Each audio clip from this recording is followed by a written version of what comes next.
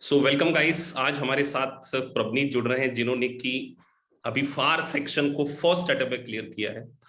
तो हमारे व्यूअर्स को मैं ये बताना चाहूंगा कि प्रवनीत भी सिंपल बीकॉम ग्रेजुएट स्टूडेंट है, उनका भी चार्टर्ड अकाउंटेंसी बैकग्राउंड नहीं है, क्योंकि हम इस चीज को डेफिनेटली इसीलिए भी हाईलाइट करते हैं ताकि ऐसे स्टूडेंट को मोटिवेशन मिल सके जिनका बैकग्राउंड सीए नहीं है, लेकिन वो भी इतनी बड़ी एग्जाम को फर्स्ट अटेम्प्ट में फार सेक्शन को उन्होंने पास किया है। तो कॉन्ग्रेचुलेशन प्रवनीत।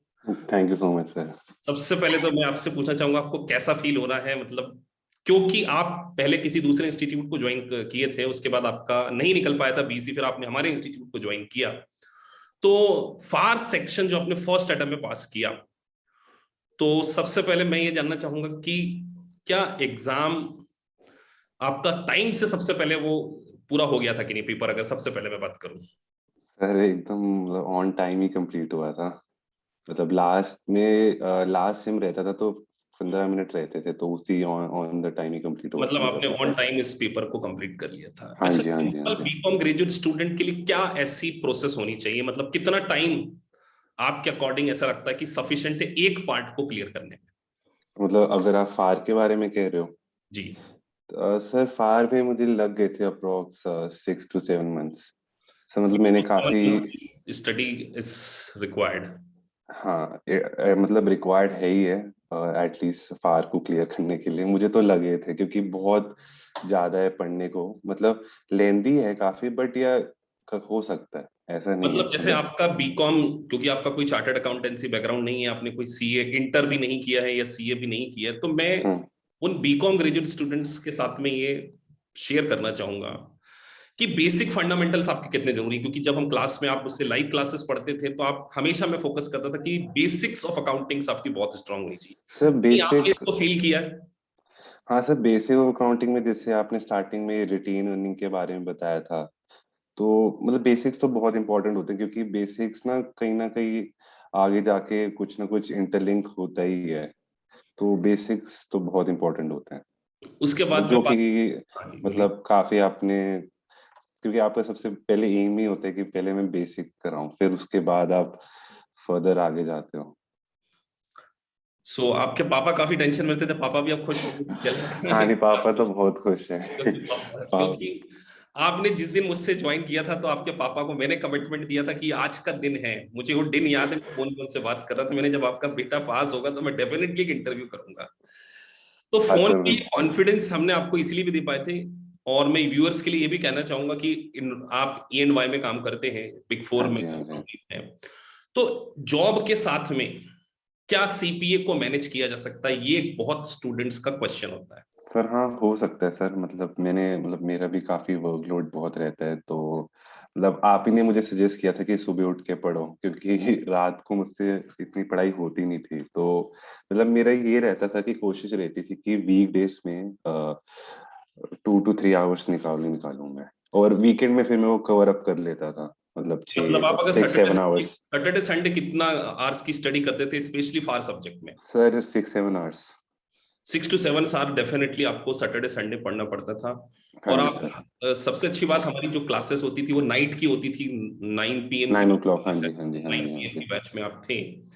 अब मुझे आप ये बताइए कि एक सिमुलेशंस जो कि बीकॉम ग्रेजुएट स्टूडेंट को सबसे ज्यादा चैलेंजिंग लगते हैं स्टार्टिंग में, हाँ मतलब। सर।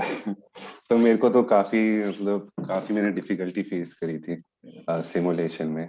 तो सर वही है, प्रैक्टिस प्रैक्टिस प्रैक्टिस। तो मैंने काफी प्रैक्टिस करी थी ग्लेम से। सो तो मतलब ग्लैम प्रैक्टिस। के बारे में जी। अगर बात करें तो ग्लैम का मटेरियल से आपने पूरी स्टडी करी, पहले आप दूसरे रिव्यू प्रोवाइडर्स को यूज करते थे, नाम नहीं लेंगे, फिर मैंने आपको सजेस्ट किया कि आप ग्लैम को चूज कीजिए।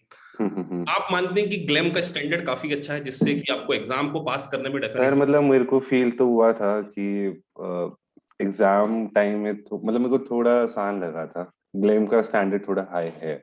ये आप मानते हैं ना कि ग्लैम का जो ये मैं स्टैंडर्ड है, मानता हूँ, कि हाँ। अगर आपने ग्लैम को पास कर लिया तो आप एग्जाम को।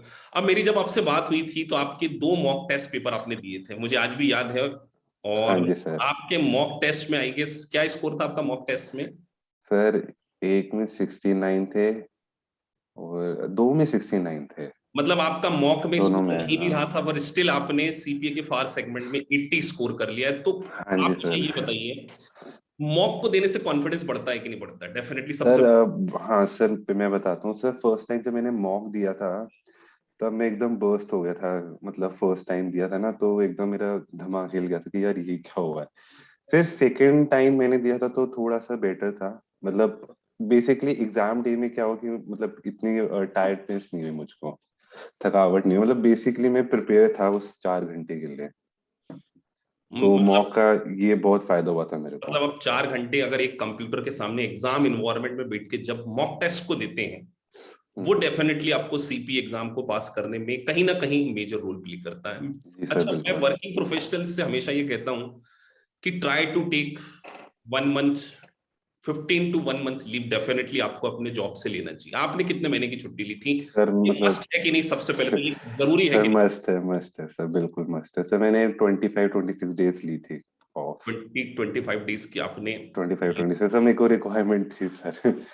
मतलब काफी, मतलब मेरे हिसाब से अगर मिल जाए तो बहुत सही है, क्योंकि मुझे को काफी बेनिफिट हुआ है इससे। मतलब एग्जाम को प्लान करने से पहले पूरा आप कंटिन्यू स्टडी कर रहे हैं, उसके बाद आपको हम्म। एटलीस्ट 25 डेज की लीव लेनी चाहिए। जी सर, हमारी बिल्कुल। लाइव क्लासेस के बारे में बताइए। आप हमसे बिल्कुल लाइव क्लासेस में पढ़ते थे, तो सर आप। लाइव क्लासेस तो सर मतलब काफी बेनिफिट तो है, क्योंकि मैं उससे पहले जो क्लास ले रहा था वो रिकॉर्डेड थी। तो लाइव क्लासेस में ये था कि ऑन टाइम जो भी डाउट्स थे वो क्लियर हो जाते थे। तो ये मतलब मुझे काफी फायदा लगा है, क्योंकि बहुत एक्चुअली एक तो हमारा बैच जो था कम बच्चे थे, लाइक 7 to 10 के करीब रहते थे। बट अगर दूसरी जगह जाओ तो वहाँ पे एक वेबिनार होता था जो कि 100 लोग के करीब, तो वहाँ एंटरटेन नहीं हो पाते थे इतने डाउट्स। क्योंकि हमारा देखिए कॉन्सेप्ट ये है कि बच्चों से लाइव इंटरेक्शन करते हुए क्वेश्चंस को सॉल्व कराना। अब मेरा आपसे ये क्वेश्चन है कि जो आपको सॉफ्टवेयर के अंदर, क्योंकि देखिए सॉफ्टवेयर के अंदर आपकी एक परफॉर्मेंस रिपोर्ट निकल कर आती है। हाँ जी सर।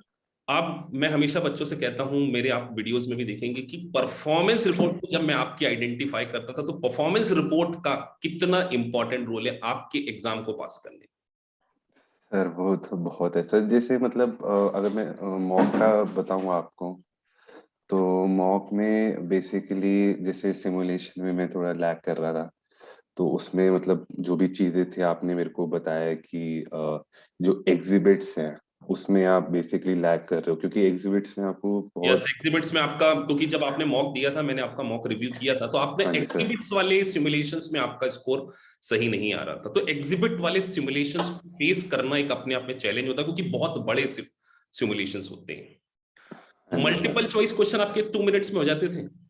सर नहीं, उससे कम ही में हो जाते थे। मतलब 1:30, 1 hour 30, नहीं sorry, 1 minute 30 seconds। 1 minute 30 second में आप अराउंड। बेसिकली मैंने एग्जाम टाइम में 1 hour 40 minutes में दोनों टेस्ट लेट कर लिए थे। मतलब आपका टाइम भी पूरा हो गया था। हाँ जी अच्छा, सर। यूएस गैप हम पढ़ रहे हैं अभी, आप ऑडिट भी हमसे पढ़ रहे हैं। जी सर। तो पहले तो मुझे बताइए, आपका बीकॉम का सिलेबस और सीपीए का सिलेबस कितना ओवरलैपिंग है? क्या हम जो इंडियन मेंटेलिटी के अकॉर्डिंग बीकॉम पढ़ते हैं उससे लेवल आई है, या बिल्कुल सर भी? उससे तो लेवल हाई है। मतलब बेसिकली आप कह सकते हो बैक में कुछ चीजें सेम है, बट फाहर और ऑडिट में तो मतलब मैंने पढ़ा है अभी तक, तो नहीं, बिल्कुल नहीं लगा मेरे को। मतलब लेवल तो बीकॉम में काफी अलग है। बिल्कुल आप, अगर हम कहें इंडियन बीकॉम ग्रेजुएट स्टूडेंट और सीपीए में बहुत जमीन आसमान का डिफरेंस है, ये हाँ आप। जी सर। जी सर, क्योंकि सर फार में मैंने जो पढ़ा था एकदम नया ही था सब कुछ। हाँ, कुछ बीकॉम में कुछ सिमिलैरिटीज नहीं थी। तो तो मतलब नई नई इसी। चीजें को मिल पढ़ने को मिली, लाइक लीजेस, बॉन्ड्स। हम्म। अब मुझे बताइए, कैलकुलेशंस वाले ज्यादा क्वेश्चंस आते हैं, या क्योंकि आपने एग्जैक्टली एग्जाम को फेस किया है, न्यूमेरिकल्स जो आप करते थे, हाँ जी कैलकुलेशंस वाले ज्यादा होते हैं या थ्योरी वाले भी ज्यादा होते हैं, वहां मिक्स आते हैं? सर, मेरे को मतलब 70% तो कैलकुलेशन वाले लगे। 70% 30%। जो हाँ जी, मल्टीपल हाँ चॉइस जी। क्वेश्चंस आते हैं वो आपके उसके आते हैं। कैलकुलेशन वाले।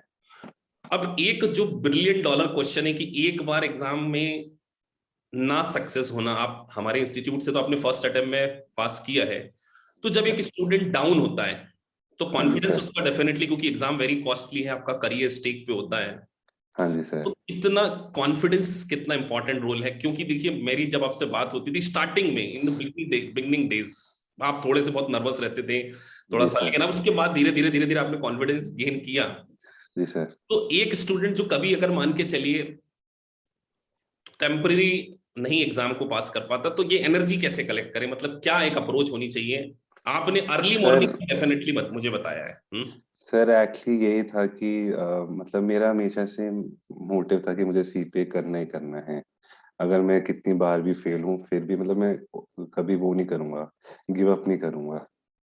तो वही था कि मेरा यही मोटिव है कि अगर आपको करना है तो आप लग जाओ उसमें। अगर बिल्कुल। आपको सीपीए बनना ही बनना है तो आपको कुछ इधर उधर देखने की जरूरत नहीं है। मतलब फेलियर मतलब बेसिकली यही है कि मैंने प्रोसेस में ध्यान दिया अपने।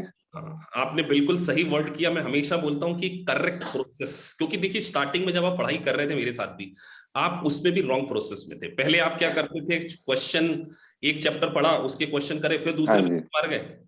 लेकिन हाँ फिर मैंने सर। आपको बोला कि आप पहले चैप्टर पढ़िए, उसके मल्टीपल चॉइस क्वेश्चन कीजिए, जब तक वो फिनिश नहीं हो जाए सिमुलेशन अच्छे से, आपको सेकंड चैप्टर पे मूव ऑन नहीं होना है। बिल्कुल सर। सर जैसे मतलब स्टार्टिंग में मुझे याद है मार्च या अप्रैल में मैं क्लास ले रहा था, तो आप मतलब ये था कि आप रेगुलरली देखते रहते थे परफॉर्मेंस रिपोर्ट। तो आपने मतलब स्पेशली मुझे कॉल किया था और आपने बोला था यार ये क्या मिस्टेक कर रहे हो तुम, सिमुलेशन क्यों नहीं किया तुमने। तो फिर आपने खुद बुलाया बताया कि पहले चैप्टर पढ़ो, फिर एमसीयू करो, फिर सिमुलेशन करो, फिर उसके बाद दूसरे चैप्टर में जंप करो। तो स्टूडेंट जनरली ये गलती तो करते वो हैं मेरे कि को फायदा खराब हुआ हो जाता है। उसका। देखिए मैं हमेशा कहता हूं कि आप चाहे बैकर लें, ग्लैम लें, वाइली लें, सॉफ्टवेयर आपको पास नहीं कराता। पास कराने के लिए एक टीचर का सही गाइडेंस और एक आपकी सही अप्रोच बहुत मैटर करती है। जी सर। तो डेफिनेटली एक बीकॉम ग्रेजुएशन स्टूडेंट अगर सीपीए की फार सब्जेक्ट को फर्स्ट अटेम्प्ट में पास कर सकता है, तो डेफिनेटली ये एक अचीवमेंट है। और मैं आपको सर मतलब मैं तो ये भी बोलूंगा कि लाइक मैंने बहुत लोगों को देखा है सुना है, क्योंकि मैं ईएनवाई में काम करता हूँ। तो लोग एमसीक्यू में ज्यादा ध्यान देते हैं, सिमुलेशन में कम ध्यान देते हैं। तो इस बार मेरा यही था कि मैंने इक्वली सिमुलेशन में भी दिया है ध्यान और एमसीक्यू में भी दिया है। मैं तो हमेशा बोलता हूं कि सीपीए की जो की है वो सिमुलेशन है, क्योंकि एमसीक्यू में तो आपका गेस वर्क में भी 50 मार्क्स आ सकते हैं, 50% आपका गेस वर्क में आ सकता है। लेकिन जी सिमुलेशन सर। में आपका गेस वर्क चलेगा ही नहीं, क्योंकि आपको शीट्स भरनी है, जनरल एंट्रीज करनी है, कैलकुलेशन करने हैं। तो सिमुलेशंस जो है, जी और सर। सिमुलेशंस को टाइम से करना। अब कई क्या स्टूडेंट डरते हैं, सिमुलेशन करते ही नहीं, प्रोकास्टिनेट करते जाते हैं, और फिर उनका सॉफ्टवेयर भी, क्योंकि टाइम पीरियड होता है, वो एक्सपायर्ड हो जाता है, और ह्यूज कॉस्ट, क्योंकि फिफ्टी जी सर बिल्कुल। थाउजेंड एक पेपर की कॉस्ट होती है। हम्म। तो थैंक यू फॉर, मतलब ये कहूंगा कि आपने एक बहुत ही अच्छा मतलब एग्जाम्पल सेट किया लोगों के लिए, मोटिवेशन भी है, क्योंकि जनरली थैंक यू हमसे सर। जो बीकॉम ग्रेजुएट स्टूडेंट पढ़ते हैं ना, उनके मन में हमेशा डर होता है, और मैं इस डर को ही दूर करना चाहता हूँ। क्योंकि अगर मैं एक जी चार्टर्ड सर। अकाउंटेंट हूं, तो उसके पहले मेरा बैकग्राउंड भी एक चार्ट, कोई डायरेक्टली सीए नहीं बना, मैं एक साइंस बैकग्राउंड का, तो बीकॉम ग्रेजुएट स्टूडेंट को कहीं भी एक मोरल डाउन करने की जरूरत नहीं है। अगर आपको एक टीचर का सपोर्ट मिले, जी जाते सर। जाते टीचर का सपोर्ट कितना इंपॉर्टेंट है इस बिग एग्जाम को पास करने में, एक sir confidence level. Sir support तो था ही आपका, लाइक मॉक टेस्ट मतलब सब पूरे जितना भी जो भी मेरे प्रोसेस था, हर टाइम आप थे, लाइक स्टार्टिंग से लेके एंड तक फार के लिए। सो मतलब आपने मॉक पेपर पूरा मतलब एनालाइज किया था, बताया था कि यार ये मिस्टेक है, बेटर है कि एग्जिबिट्स आपने स्पेशली फोकस करके बोला था कि एग्जिबिट्स वाली सिमुलेशन क्योंकि देखिए करो। अगर आपको आपकी मिस्टेक नहीं पता हो आप, लेकिन आपने भी थोड़ा सा उसमें ये मिस्टेक कर दी थी कि तुरंत एकदम से जंप कर गए थे, सेकंड पेपर दे दिया था, वो मुझे थोड़ा सा डर लग गया था। वो विद द हाँ ब्लेसिंग सर वो आपको थोड़ा सा बेनिफिट मिल गया। तो ये हाँ वो गलती हो गई। वो हाँ सर डेफिनेट वो उसके लिए वो सही कह रहे हो कि नेक्स्ट टाइम आगे से ध्यान रखूंगा। मतलब कि आप एक गैप बार होना चाहिए फर्स्ट और गैप होना सेकंड मॉक के चाहिए, लिए। मॉक टेस्ट पेपर के बीच में डेफिनेटली गैप होना चाहिए। ये आपको एक बहुत इंपॉर्टेंट बात ध्यान रखनी है। तो thank you for attending this interview. चलिए थैंक फिर यू सर। आपको थैंक यू सो अगले बार मच। के लिए पहले से congratulation. I am very much sure कि हमारे स्टूडेंट जो हैं उनका 100, अगर आप मेरी बताई प्रोसेस को कंसिस्टेंटली फॉलो करेंगे, जी सर। कमिटमेंट है कि आपका, क्योंकि ये एग्जाम लक की नहीं है, ये एग्जाम टैलेंट बिल्कुल। स्किल की है। कंप्यूटर बेस्ड एग्जाम है, यहाँ पर आपको कोई गैस वर्क नहीं करना है, आपके पास स्किल होनी चाहिए, तभी आप इसको। जी सर। तो थैंक जी यू। सर बिल्कुल। Thank you so much sir. Thank you.